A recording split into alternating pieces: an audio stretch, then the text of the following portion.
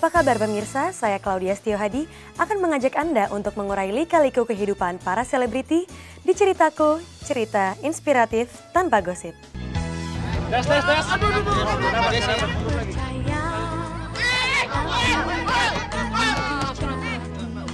Saya merasa hati saya tergetar ketika melihat dia dan merasa bahwa saya senang kalau saya melihat dia atau bertemu dengan dia, itu cinta pada saat itu.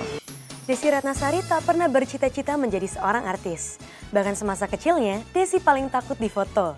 Meski begitu, Desi ikut les balet juga rajin dan tekun mengaji.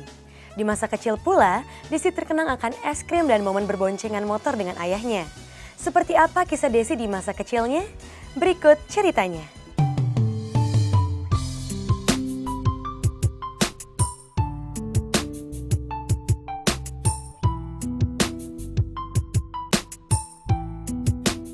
Desi Ratnasari tak pernah bercita-cita jadi artis. Jangankan bercita-cita, bermimpi pun ia tak berani.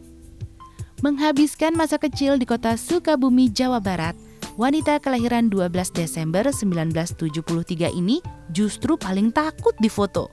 Desi juga tak suka keriuhan. Meski begitu, Desi mengakrabi berbagai kegiatan seni seperti les balet. Layaknya anak desa, Desi juga dibekali berbagai pengetahuan agama, termasuk bekal pelajaran mengaji. Yang saya ingat waktu dulu itu saya pendiam, satu, terus saya gak main di luar rumah. Terus jadi teman-teman yang main ke rumah, terus saya cucu yang paling tua, jadi pasti semua orang sedang memperhatikan saya gitu. Jadi kayaknya happy-happy aja, dan saya takut difoto. Mulai berani kayaknya mulai mama, mungkin karena mama ngeliat saya anaknya pendiam gitu ya. Mama mulai masukin saya les balet, les silat, terus les tari Sunda, klasik gitu. Itu mulai saya bisa punya teman-teman. Akhirnya kan suka ada foto-foto tampil di depan umum. Itu udah mulai nggak malu lagi gitu, kayak gitu-gitu. Kayaknya udah, ya mama lah. Mama mulai saya masuk SD lah. Tapi dari TK juga kan, zaman dulu TK kalau mau samen, katanya disebutnya samen, perpisahan gitu kan, pasti harus nari-nari kayak gitu.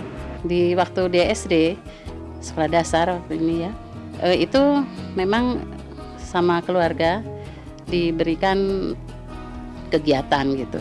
Jadi kegiatan yang positif, misalkan apa namanya ya, kegiatan-kegiatan seperti ngaji gitu.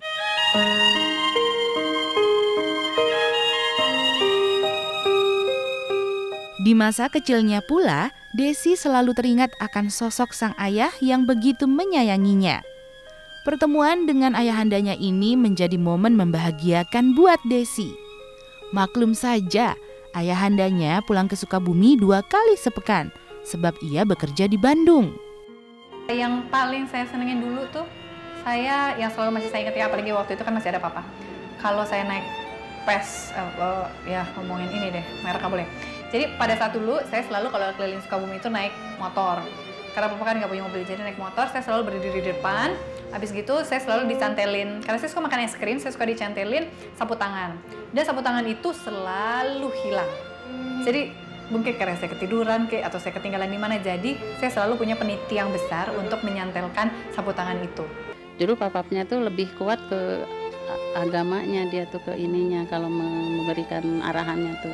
Jadi ayahnya yang lebih kuat ke agama gitu. Mungkin karena dulu kan papa selalu di luar kota kerja. Jadi setiap weekend dia pulang kan pasti ngajak anak-anaknya makan seafood di pinggir jalan, makan sate, makan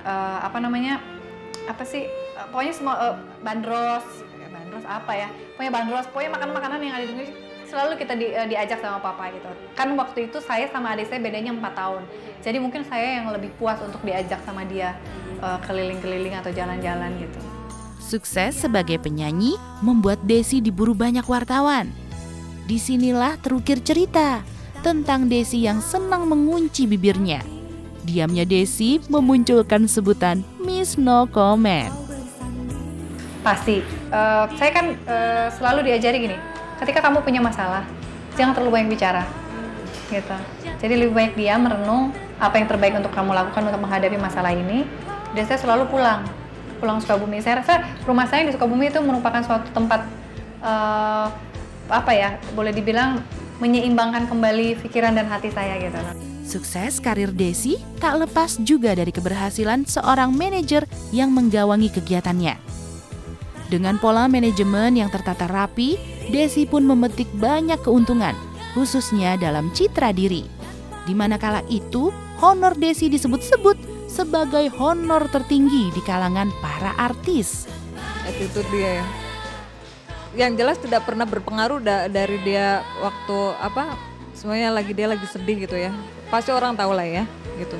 Cuma pada saat bekerja dia sangat profesional dan sama sekali tidak tampak kalau dia tuh sedih gitu loh. Jadi dia bukannya acting ya karena udah di sinetron, tapi beberapa kali ya ada sedihnya, tapi gimana kita men-cheers up si Teteh gitu kan. Gimana untuk melupakan persoalan itu sejenak. Dan juga terutama Gita, pada saat saya susah tapi saya harus menghadapi pekerjaan saya, harus bisa membuat orang lain senang dan saya harus menghibur mereka. Justru peran Gita sebagai manajer cukup besar bagi saya, bahwa membuat saya menjadi lebih percaya diri lagi bahwa dalam keadaan susah pun saya harus bisa bekerja gitu. Dan she is doing it gitu, dan she prove it gitu, dia melakukan hal itu dan dia membuktikan hal itu sebagai seorang manajer.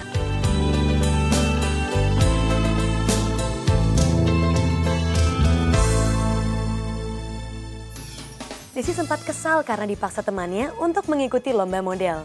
Cerita inilah yang mengawali jalan sukses seorang Desi Ratnasari. Karena dari lomba model yang diumumkan lewat sebuah majalah remaja tersebut, Desi dinobatkan sebagai juara. Seperti apa sih cerita Desi ikut lomba model? Simak ceritanya setelah yang berikut ini. Waktu itu kita lagi jalan pulang sekolah, terus saya mau mulai langganan salah satu majalah remaja. Ada formulir kan, kenapa sih lo nggak ikutan? Enggak ngapain, saya bilang gitu. Saya juga nggak ngerasa diri saya mantes gitu. Saya bilang, nggak, kalau apa-apa yang penting kamu mau janji selesai sampai S1.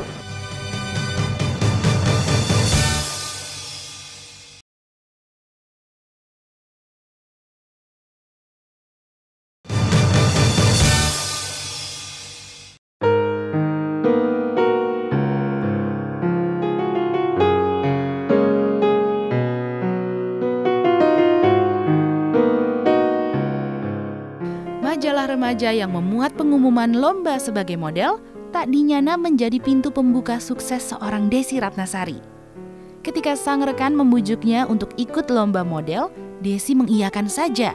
Ia sama sekali tak berpikir bakal menang. Tapi jalan Tuhan tak ada yang bisa menebaknya. Desi dinyatakan menang meski ia sendiri masih tak percaya akan keajaiban itu. Dari sinilah Desi akhirnya terjun ke dunia entertainment.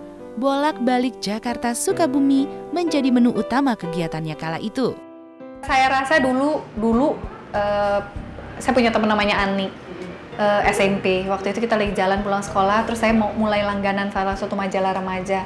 Terus akhirnya teman saya, ini aja nih, ada formulir kan, kenapa sih lo nggak ikutan? Enggak ngapain, saya bilang gitu. Saya juga nggak ngerasa diri saya mantes gitu, saya bilang nggak. Terus dia bilang, iseng aja, dia bilang gitu. Jadi sebetulnya dia yang mencetuskan ide itu gitu. Saya harus berterima kasih juga sama dia. Kalau papa sebetulnya yang sangat tidak setuju. Papa tuh sangat menentang sekali bahwa dia tidak setuju karena takut saya tidak selesai sekolah saya kalau saya sudah mulai bekerja. Apalagi itu kan Sukabumi Jakarta seperti itu. Akhirnya didapat suatu kesepakatan, jadi saya, mama, papa, sama nenek saya gitu. Waktu itu juga om saya ada karena dia yang harus ngurusin kontrak-kontrak kayak gitu ya. Akhirnya papa saya oke, kalau om Mang Edi waktu itu om saya yang ngikutin, berarti kan ada yang tanggung jawab, gue oke lah gitu. Dia bilang jangan sendiri, terus yang nganter-nganterin nanti emak gitu. Terus mama kan memang kerja gitu ya, udah mau mama semuanya juga bantu doa. Terus kalau papa yang penting kamu mau janji selesai sampai S1.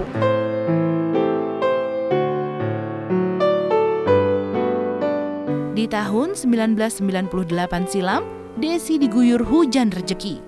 Wanita cantik ini sampai bingung sendiri karena tak menyangka begitu cepat ia meraih popularitas. Gadis desa Sukabumi ini pada akhirnya menyeberang ke jalur akting. Berbagai sinetron ia bintangi dan saat itu sukses hampir bulat sempurna. Dalam 1 tahun, di tahun 88 saya mendapatkan 4 orang pekerjaan yang berbeda, ya jadi model, ya jadi pemain sinetron, terus main film juga, sempat juga ngerasain jadi figuran juga gitu. Yang luar biasa dari aktingnya Desi ini, biar dia akting lagi tidur aja nih, karena kelelahan malam, syutingnya lama, tidur kita bangunin dia. Des, scene 8, dia lihat selintas, depan kamera udah semuanya nggak perlu retake lagi. Dari segi dialog, dari segi acting, untuk saya dia mutiara sinetron Indonesia, nggak ada tandingannya. Saya harus mempersiapkan pernikahan saya dengan Andi. Kenapa sih kamu nanyain itu terus? Keturunan itu nggak penting. Kasih. Kita nggak boleh lari atau menutup mata. Tapi kita bisa menghadapinya bersama. Ketika usia Desi beranjak remaja, wanita cantik ini mendekat ke nenek tercinta. Bersama neneknya ini, Desi menemukan kedamaian, sekaligus menjadikannya tempat curhat. Kedekatan Desi dengan nenek tercintanya bisa dimaklumi ayah dan ibunya, sebab mereka pun sibuk bekerja sehingga sulit membagi waktu untuk membahagiakan Desi dan adik-adiknya. Kondisi inilah yang akhirnya makin mendekatkan Desi dengan nenek tercinta. Buat saya yang pasti nenek ya, karena ayah saya dulu sempat kerja di, papa tuh kerja di Timur Timur, terus mama juga kerjanya di Jakarta. Sampai akhirnya mama, karena papa pindah-pindah, mama jadi di base campnya di Sukabumi aja deh gitu. Nah kan mama juga kerja, jadi saya banyakan sama emak ya, sama nenek. Ya dekatnya sih sama neneknya sebetulnya tuh kalau ada apa-apa tuh. Soalnya dari kecil kan emang dia sama neneknya. Kebetulan ayahnya kan di waktu itu di Bandung, terus saya kan di Jakarta gitu. Jadi paling ketemu di sini seminggu 2 kali lah gitu. Kalau nenek saya tentu saja saya akan lebih terbuka ya. Dengan emak saya lebih terbuka secara batin. Kalau sama mama saya selalu mengambil bahwa dia selalu mengajarkan kemandirian kepada saya. Kemandirian dalam arti bahwa saya harus belajar mengerti orang lain, itu nilai yang saya tangkap, bahwa dengan kondisi ayah saya bekerja atau ibu saya juga bekerja, bahwa saya harus mandiri untuk menghadapi masalah saya di saat mereka tidak ada. Dan saya juga harus tahu bahwa ini adalah bagian dari pengorbanan mereka untuk bekerja untuk anak-anaknya.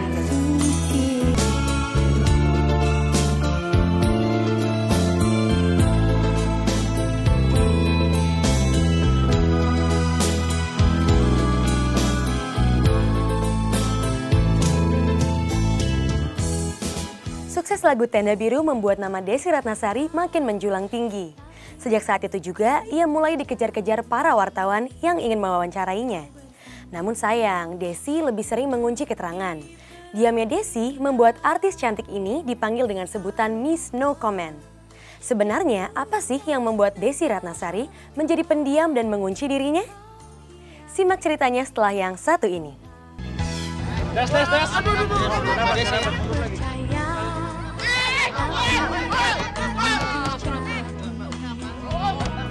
Kau bersanding duduk di pelaminan.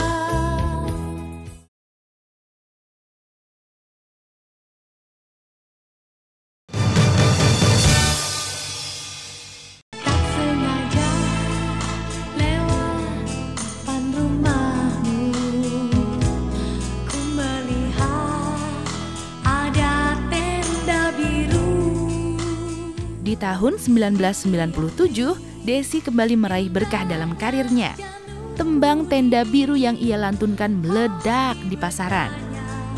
Pernikahan siapa? Desi tak menyangka jika tembang Tenda Biru disukai masyarakat penikmat musik di tanah air.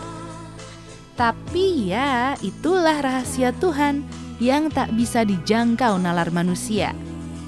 Sebab Desi hanya menyanyi biasa-biasa saja. Ia juga tak memiliki jangkauan vokal tinggi. Namun lewat tembang Tenda Biru, Desi mampu menjungkir balikan peta musik Indonesia saat itu.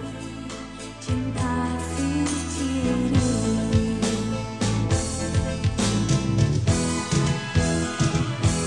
Tanpa undangan diriku kau lupakan. Tanpa putusan diriku kau tinggalkan. Sejak itulah nama Desi makin melambung di dunia entertainment. Sukses sebagai pemain sinetron juga diraihnya.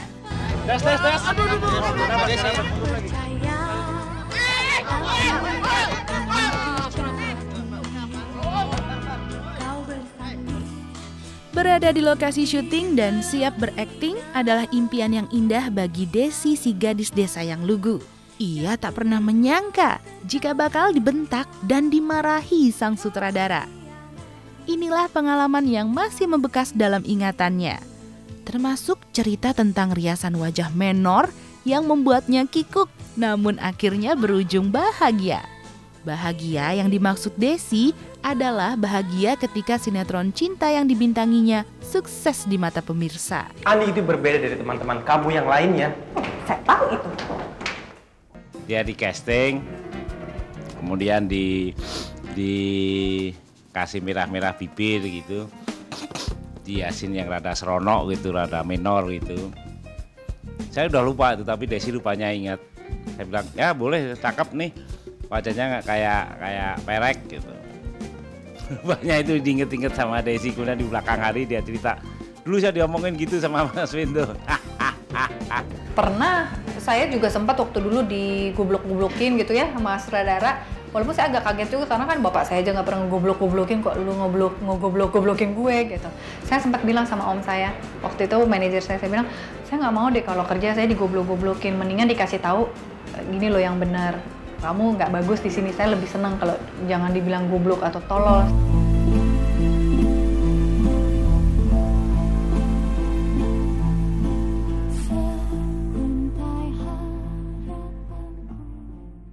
Cerita sukses Desi Ratnasari di dunia entertainment berbeda dengan cerita cintanya, sebab ia pernah mengalami derita perceraian di 2 kali pernikahannya.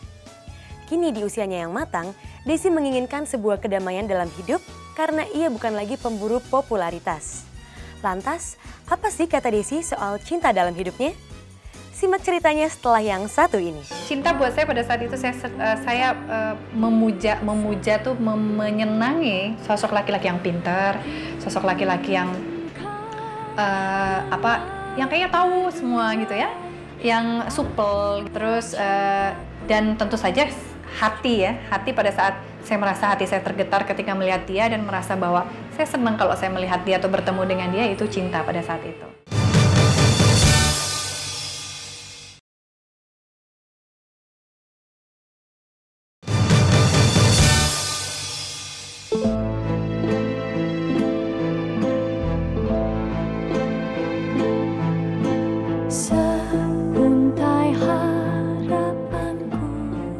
Desi bukan tipe wanita yang mudah jatuh cinta.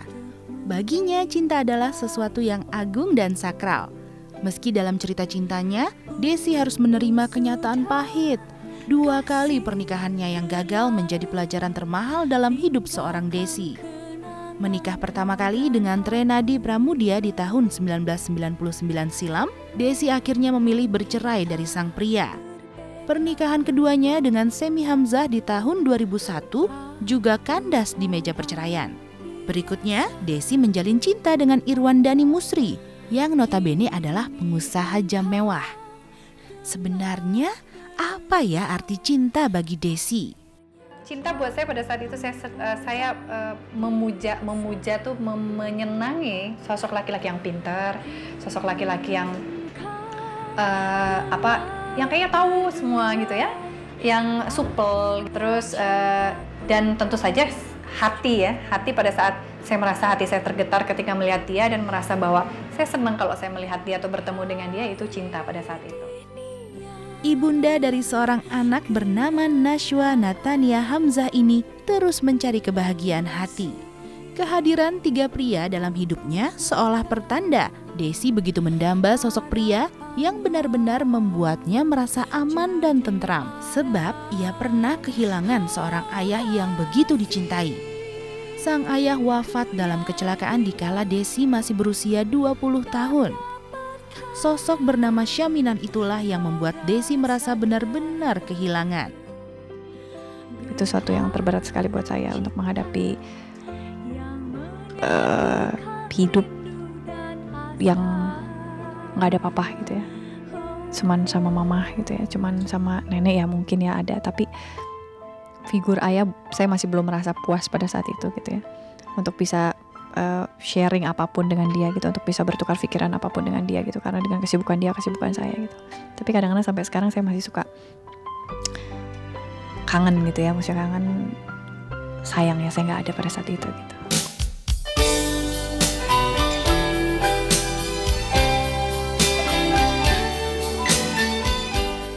Desi berharap kisah cintanya akan berakhir bahagia. Sebab di usianya yang tak lagi muda, Desi hanya menginginkan kedamaian semata. Sebab ia telah meraih semuanya.